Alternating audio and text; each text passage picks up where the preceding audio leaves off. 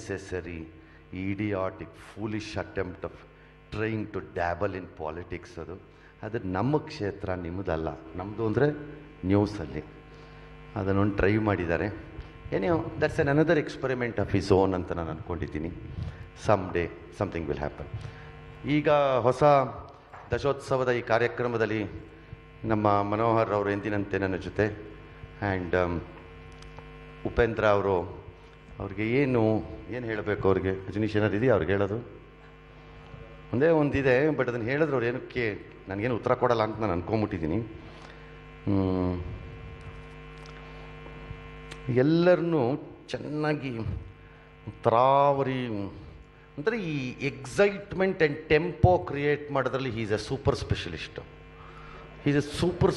ಅದರಲ್ಲಿ ಮಾತ್ರ ಅನುಮಾನನೇ ಇಲ್ಲ. ಸೊ ಈಗ ಲೇಟೆಸ್ಟ್ ಟೆಂಪೋ ನಿಮಗೆ ದಯವಿಟ್ಟು ಕೇಳ್ಕೊತೀನಿ, ನನಗೂ ಕೇಳಿ ಸಾಕಾಗೋಗಿದೆ. ಯು ನೀನು, ಐ ನಾನು ಅನ್ನೋದು.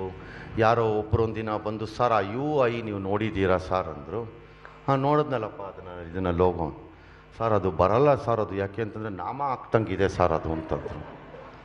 ಅಂದರು ಯಾವಾಗೆಲ್ಲ ರೆಡಿಯಾಗಿದ್ದೀರೋ ಏನು ಕತೆ? ಈ ವಿಷಯಕ್ಕೆ ನಿಮ್ಮಿಂದನೇ ಶುರು ಮಾಡ್ತೀನಿ. ಆ್ಯಕ್ಚುಲಿ ಮಾಡ್ರಿ ಒಂದು ಹೇಳಿದ್ರಿ ಇವಾಗ ಏನಂದರೆ, ನಾನು ಸತಿ ನಿಮ್ಮನ್ನು ನೋಡ್ತಾ ಇದ್ದೆ ಪಬ್ಲಿಕ್ ಟಿ ವಿನ, ನ್ಯೂಸ್ ಚಾನಲ್ನ. ಒಂದು ಸತಿ ಹೇಳಿದ್ರಿ ಇವರು, ಏನಯ್ಯ ಕುಲ್ಗೆಟ್ಟು ಹೋಗ್ಬಿಟ್ಟಿದೆ ಈ ಪಾಲಿಟಿಕ್ಸ್, ಯಾರಾದರೂ ಒಬ್ಬರು ಬರಬಾರ್ದಾ ಅಂದರು. ನಾನು ಬಂದಾಗ ಫಸ್ಟ್ ಇವ್ರ ಕ್ವಶನ್ ಕೇಳಿದ್ದೇನು ಗೊತ್ತಾ? ಬೆಚ್ಚನೆಯ ಮನೆ ಇರಲು, ಇಚ್ಛೆ ನರಿತು ನಡೆಯುವ ಸತಿ ಇರಲು, ವೆಚ್ಚಕ್ಕೆ ಹೊನ್ನಿರಲು, ಯಾಕೆ ಬೇಕಿತ್ತು ನಿಮಗೆ ಅಂತ.